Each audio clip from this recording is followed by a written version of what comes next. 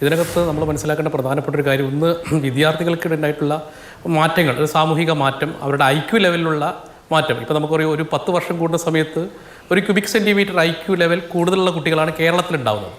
അപ്പോൾ IQ level കൂടുന്നതോടൊപ്പം തന്നെ emotional quotient വളരെ സ്റ്റേബിൾ അല്ലാത്ത രീതിയിലേക്ക് കുട്ടികൾക്കിടയിൽ വലിയ മാറ്റങ്ങളുണ്ട്. അതൊരു കാരണമാണ്.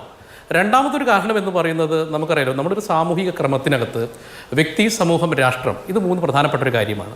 ഇപ്പോൾ ഒരു വ്യക്തിക്ക് ഏതെങ്കിലും തരത്തിലുള്ള മോശം വന്നു കഴിഞ്ഞാൽ സ്വാഭാവികമായിട്ട് നമുക്ക് കുടുംബത്തെ അല്ലെങ്കിൽ ഒരു നാടിനെ പറയാം. ഒരു സമൂഹം ആകമാനം അരാജകത്വത്തിലേക്കും ഒരു പ്രശ്നത്തിലേക്കും പോകുന്ന സമയത്ത് അതിന് അടിയന്തര പ്രാധാന്യമുണ്ട്. അതിന് അടിയന്തര പ്രാധാന്യത്തിന് ഏറ്റവും പ്രധാന കാരണക്കാരെന്ന് പറയുന്നത് ഇവിടെയുള്ള ഭരണകൂട സംവിധാനത്തിന് അത് കൃത്യമായിട്ട് അതിൻ്റെ റോൾ നിർവഹിക്കേണ്ടതുണ്ട്. ഇതിനകത്ത് റോജി എം ജോൺ പറഞ്ഞല്ലോ, ഇതിനകത്ത് ഇതുമായി ബന്ധപ്പെട്ട് ഏറ്റവും ആധികാരികമായിട്ടുള്ള നിയമസഭയിൽ ഒരുപക്ഷെ പിണറായി വിജയൻ്റെ തന്നെ ഏറ്റവും നല്ല ഒരു ഡിബേറ്റ് എന്ന് പറയുന്നത് നടന്നത് 31/8/2022 നിയമസഭയിൽ നടന്നിട്ടുള്ള ഈ മദ്യ മയക്കുമരുന്നിനെതിരെ അദ്ദേഹം നടത്തിയിട്ടുള്ളൊരു ഡിബേറ്റ് ഉണ്ട്. അതിനകത്ത് എം വിജിനും റോജി എം ജോണും അതിനകത്ത് നിയമസഭ സാമാജികർ എന്ന രീതിയിൽ ആ ഡിബേറ്റിൻ്റെ ഭാഗമായവരാണെന്നാണ് ഞാൻ വിശ്വസിക്കുന്നത്. നമ്മൾ മനസ്സിലാക്കേണ്ടത്, അന്ന് പിണറായി വിജയൻ 24 മിനിറ്റാണ് ഈ ലഹരിക്കെതിരെയുള്ള ഘോരമായിട്ടുള്ള പ്രസംഗം. മുഖ്യമന്ത്രി എന്ന രീതിയിൽ അദ്ദേഹം അതിനകത്ത് വലിയ ക്ലാരിറ്റി വരുത്തിക്കൊണ്ടാണ് സംസാരിച്ചത്. പക്ഷെ അതിന് അദ്ദേഹം പറഞ്ഞ പല കാരണങ്ങളും നമുക്ക് കേവലം ഒരു പേപ്പർ നടപടികളായിട്ട് അവശേഷിക്കുകയാണ് ചെയ്തത്. കാരണം നമുക്ക് ഇതിനെ കൃത്യമായിട്ട്, ഇപ്പോൾ ലഹരി എന്നയുടെ വ്യാപനം കേരളത്തിൽ സംഭവിച്ചു, ഇതിനെ നിയന്ത്രിക്കേണ്ടതുണ്ട്. ഇപ്പോൾ നേരത്തെ വിജിൻ പറഞ്ഞു, ഇതിനകത്ത് കേസുകളുടെ എണ്ണത്തിൽ കേരളം വലിയ രീതിയിൽ കേസുകൾ എടുത്തുകൊണ്ട് നമ്മൾ മുന്നോട്ട് കേസുകൾ എടുത്തിട്ടുണ്ടെങ്കിൽ ഏത് തരത്തിലുള്ള കേസുകളാണ് എടുത്തിട്ടുള്ളത്?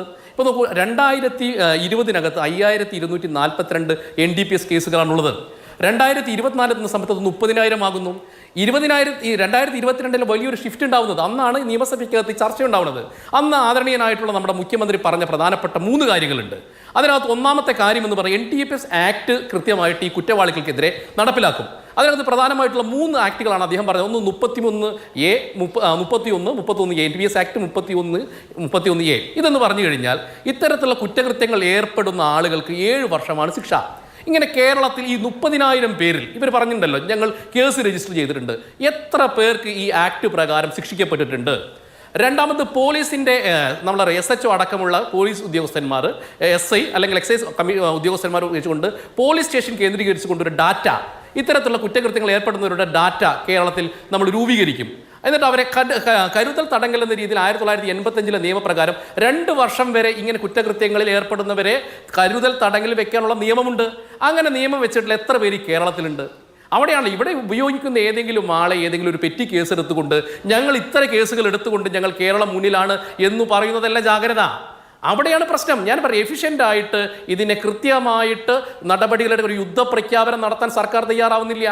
ഞാനിപ്പോൾ അങ്ങ് തുടക്കത്തിൽ സൂചിപ്പിച്ച ഒരു പൂമ്പാറ്റ കാണിച്ചോ ബാലരമ കാണിച്ചത് കൊണ്ടോ ഒരു പോസ്റ്റർ കാണിച്ചത് കൊണ്ടോ ഒന്നും ഈ മാഫിയെ തുരത്താൻ സാധിക്കില്ല.